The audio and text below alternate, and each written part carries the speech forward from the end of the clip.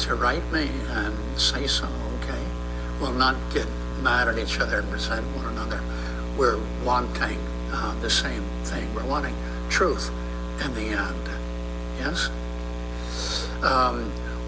One of the central things we're saying is that life in the flesh, that is, I like to use the phrase life in the flesh, because if I just say in the flesh alone, it's, we think of the substance, the stuff that holds our innards all together like a bag. No, I mean living as a human. The word flesh is used a number of different ways in the New Testament.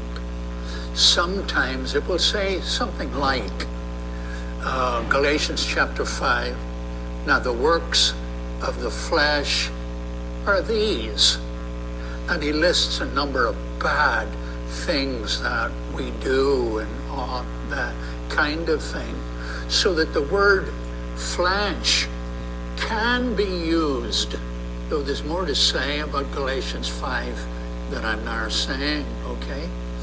But the word flesh can be used to stand for that which is evil. But it's critically, vitally important to know this, that being a human, just being a human, is not sinful.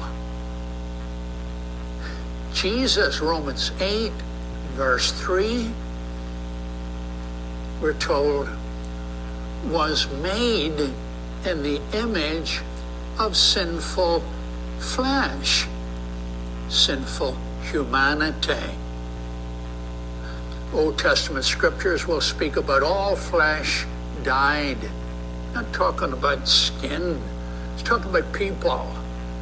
In the judgment, they all died, you see? So, in the flesh, life in the flesh means we're all humans, flesh, we're all humans, and we live as humans. But here's one of our central proposals to you, that life in the flesh, though there are lovely things happening, lovely experiences being experienced, life in the flesh, overarchingly, overall, has been corrupted. A world now exists that God did not create. He created the universe, the material universe. He created humankind and animals and the like. He created everything that was created. He did all of that. But we then were given a commission.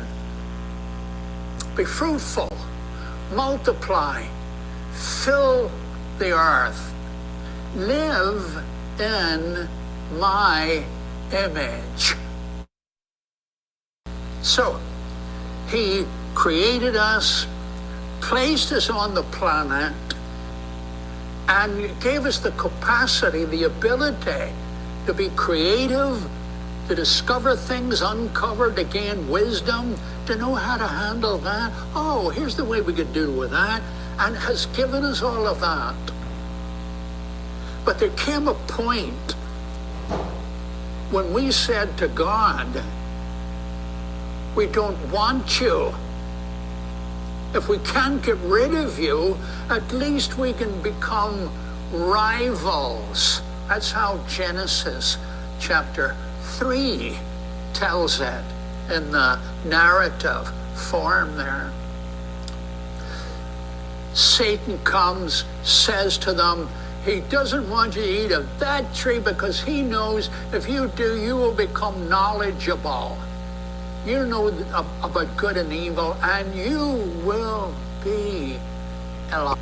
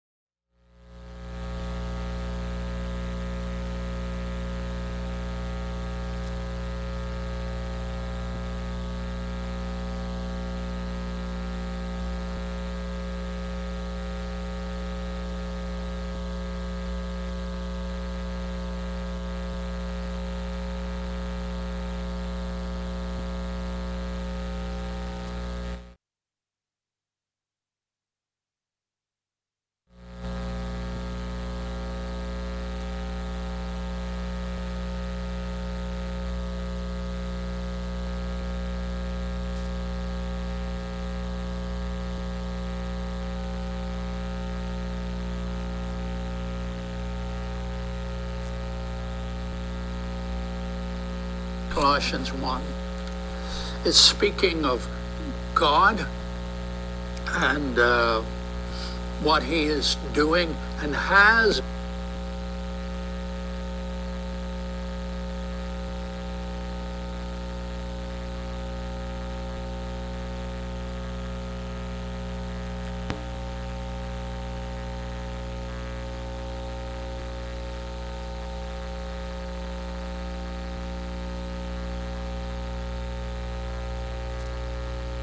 Is the image of the invisible God.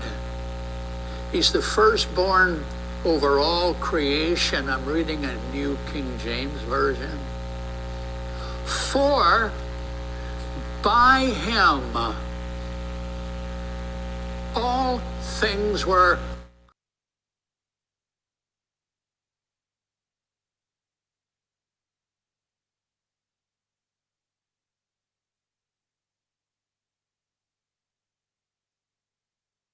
on earth, visible and invisible, whether thrones or dominions or principalities or powers, all things were created through him and for him. That's Colossians 1:15 and 16. Well, as you get into all of that about everything was created, there are three prepositions. It doesn't matter for the minute. There are three distinct prepositions. God,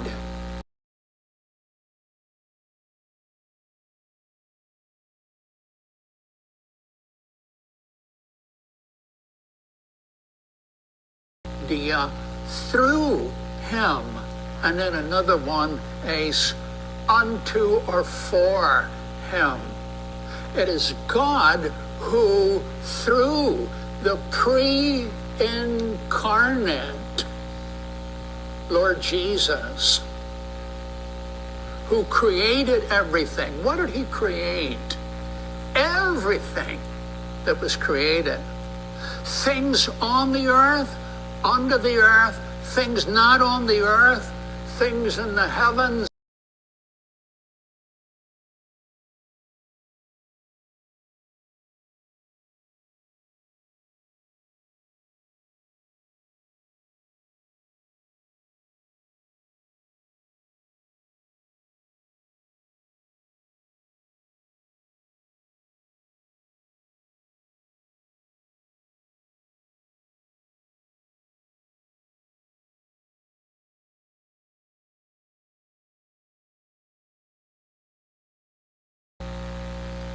He cannot create what is inherently evil.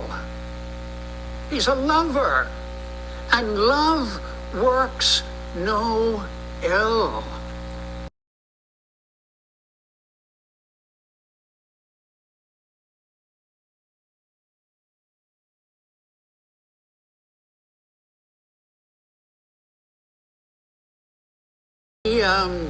He is a lover who creates, and he's created everything. It wasn't the gods that did it. Name the gods you want.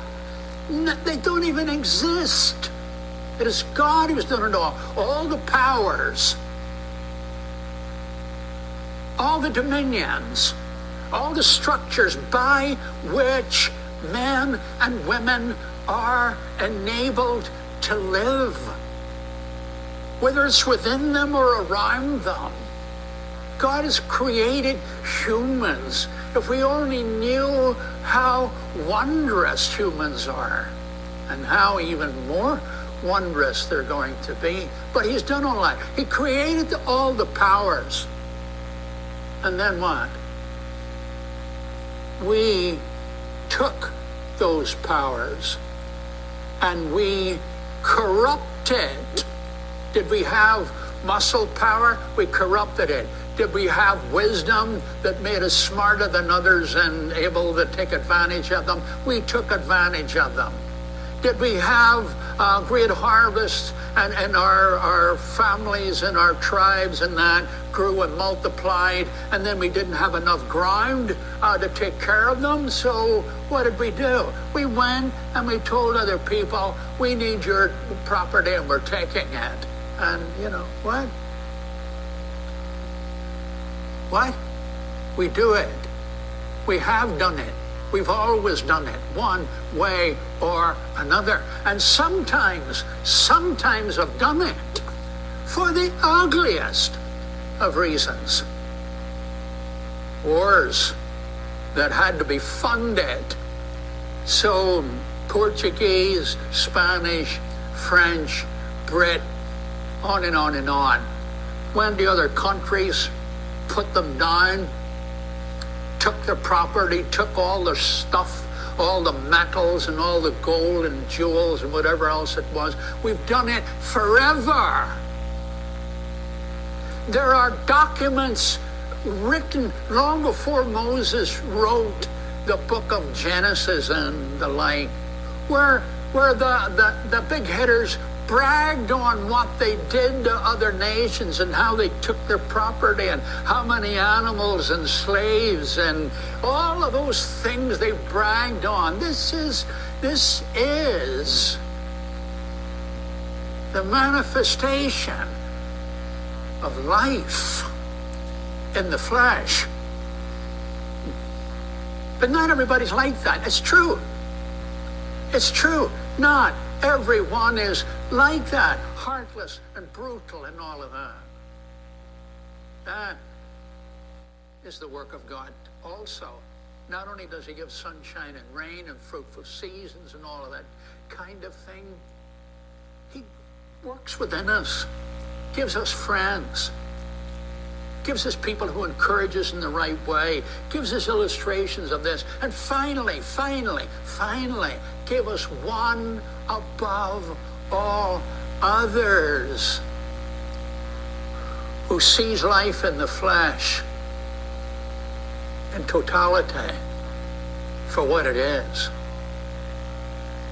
Came to say, to lovers of life in the flesh, and who had good reason to love and want good life in the flesh.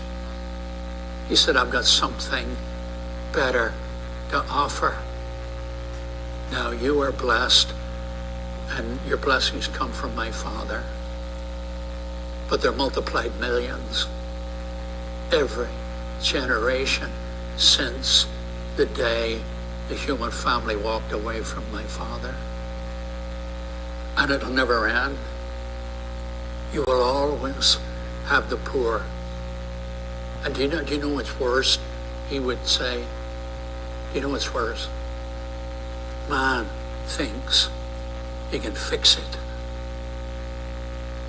Man thinks he can fix it. He thinks he's wise enough, smart enough. And he is smart, Mark, yeah. And my Father has given him all these capacities to be smart. He's created all the powers within you and outside you, visible and invisible. All the structures, government structures. He created government structures. Romans chapter 13, let every person, 13:1 and following, let every person be subject to the higher powers, for there are no powers except they be of God.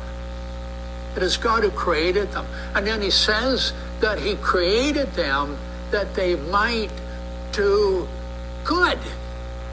That's their business. That's what the political, social, and other structures are for. That's why people who are good with handling money and knowing how to get it all out, economists, all of that, they've got this brilliance. They're people who are just absolutely brilliant in one area or another. All of that is of God. The gift, I mean, it's all of God. All of these gifts are of God. All of these who, whether they're voted in a democratic arrangement, or whether it's one that God allows to get on and have the power, whoever it is, God allows it. God allows it. And he has, when he created us with powers. All of that. They're all his creations. And they were all for good. They were all for good. You smart? Are you wise? Do you have capacities for things that you really make a difference? Yeah.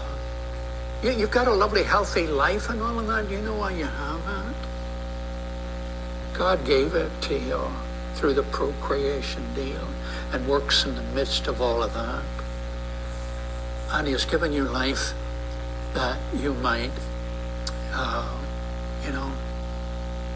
use it for his glory and for the benefit of the human family, until that day when God ends the whole life in the flesh business and sets free all of those who are currently abused in every form and manner. He's going to put an end to all of that. And that will continue to go on, and it doesn't make any difference. In the end, it doesn't make any difference.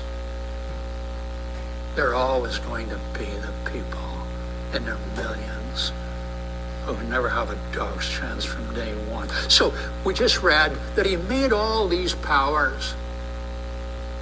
And then what happened? Chapter 2 of Colossians, verse 15. They became corrupt. These gifts, man was bright, smart, this, that, and the other.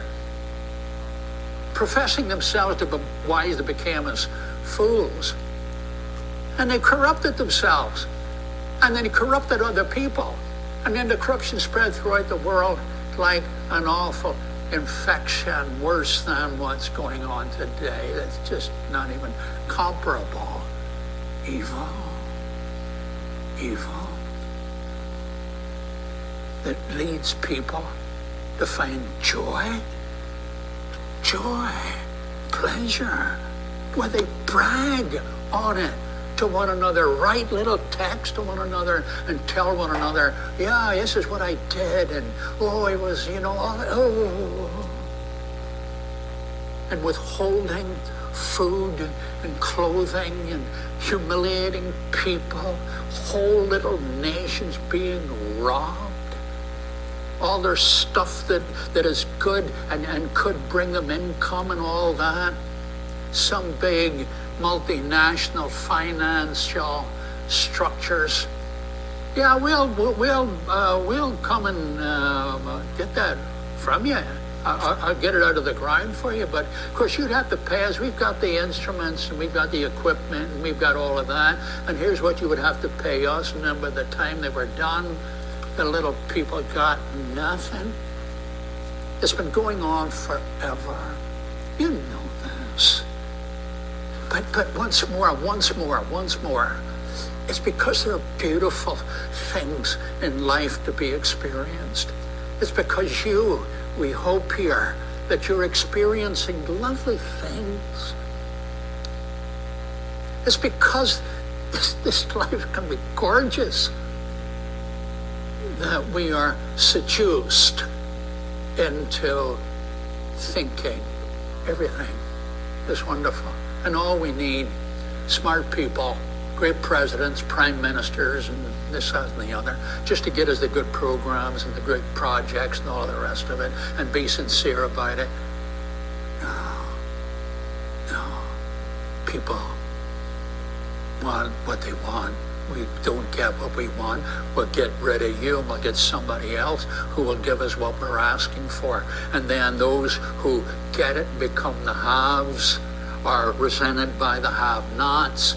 The whole world, 1 John 5:19, lies under the sway of the evil one.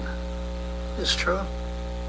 It's true that there is any good in the world, any loveliness continuing in the world, anything that makes you smile in the morning, anything that makes you lie down in a decent bed and, oh, I'm tired, I worked hard, and I'm going to go again.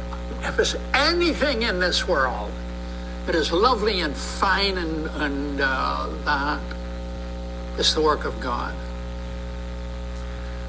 A text that I'm really happy about is in Acts 14 and in verse 16, where he says, in times gone by, God allowed the nations to walk their own way.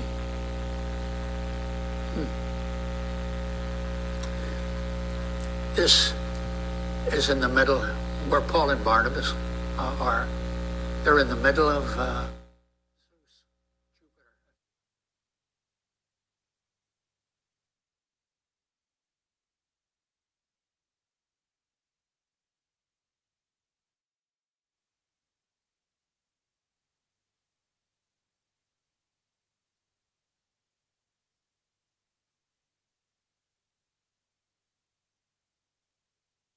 bygone years, allowed the nations to walk in their own way. And look what happened. Look at the state of the world, worshiping gods, and of not gods, people. They worship themselves, Romans 1:18 and following. And then he says, but despite the fact that he allowed them to make their own choices, evil and all as they were, he left himself not without witness. He said he let them go their own way, but all the while he's giving. What does he do? He does good things. He gives them sunshine, rain, gives them fruitful seasons, fills their hearts with joy or gladness, depending.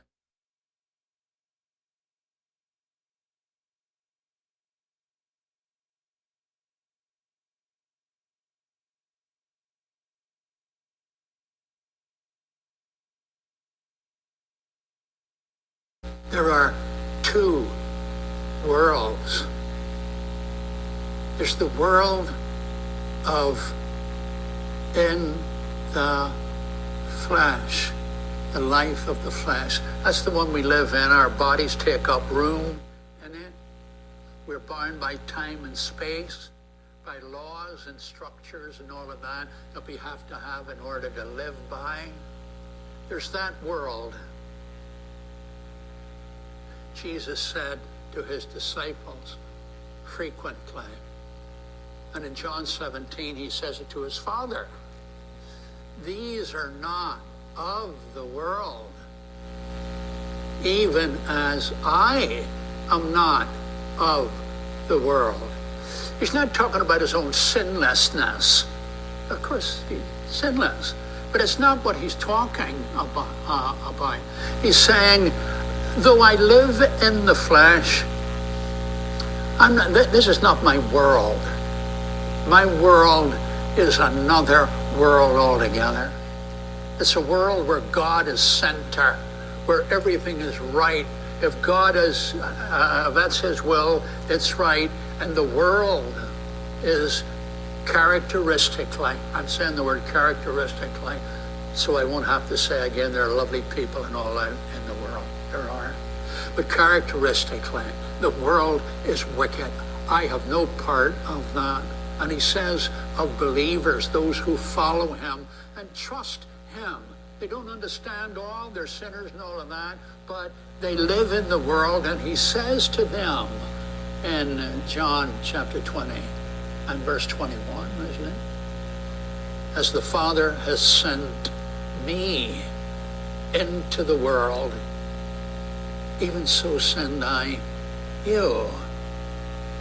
Into the world means that there is the structure, the world, not just the planet, the structure, the world in which we live. The Father sent me into the world. But I don't live that kind of way. And as the Father has sent me into the world, I'm sending you. We're Christians, you're supposed to be here. Until the day that God calls a halt to this whole phase of human living, we're supposed to be here. We're not supposed to go out and isolate ourselves. I'm not putting anybody down. They've got their reasons to isolate themselves for this reason and that. That's another big discussion. But Christians are supposed to live in the world. At least they didn't get rocket ships and go to the moon. They are living in the world. He said, as the Father sent me into the world, even so send I you into the world. And then he tells his Father in John 17, I don't want you to take them out of the world. I want you to keep them from the evil one. What you would do, and somehow or another, I'm going to work it out. Draw 2 circles on a piece of paper and make them lap over one another. I've forgotten the word for that. You know what the word is? The 2 circles that intersect. Oh, good for me. The 2 circles intersect. You see the part in which they intersect? That's where Christians live. The world that God says we're not to love is the one that's underneath. On the other side, it's the world that Jesus belongs to. It's the new creation that we belong to. But the new creation that we're already a part of, and the world that the prince of this world governs, they overlap. We're in that world. We live in it. We live in it. And we wrestle against the powers that dominate that world that's wicked. Life in the flesh, life as a human, is experienced in a worldwide culture of evil. And he indwelling Christians, just keeping the story about God alive, keeping the story about Christ alive, Keeping the story about the end of life in the flesh is not the end of everything there is then for those who want it, have committed themselves to God in Jesus Christ. There is the beginning. Well, it's not the beginning, it's the fulfilling, the bringing to completion. Life. It's brimful of life. Paul in Colossians 2, and I see I drifted away from my point. In Colossians 1, he has created everything, heaven and earth, everything visible and invisible and all the rest of it. All the powers are made by God and not by the gods. And what happened? They became corrupt. And what then did God have to do? 2:15 of Colossians. What did God have to do? He disarmed principalities and powers. He made them defenseless. You see all those principalities and powers that he made that we read up there in chapter 1, verses 15 and 16. You see all those powers that he created? They became corrupt. He created them for good. We in our sinfulness corrupted all the powers, all our wisdom, all of this and all of the other. And we became enemies of God.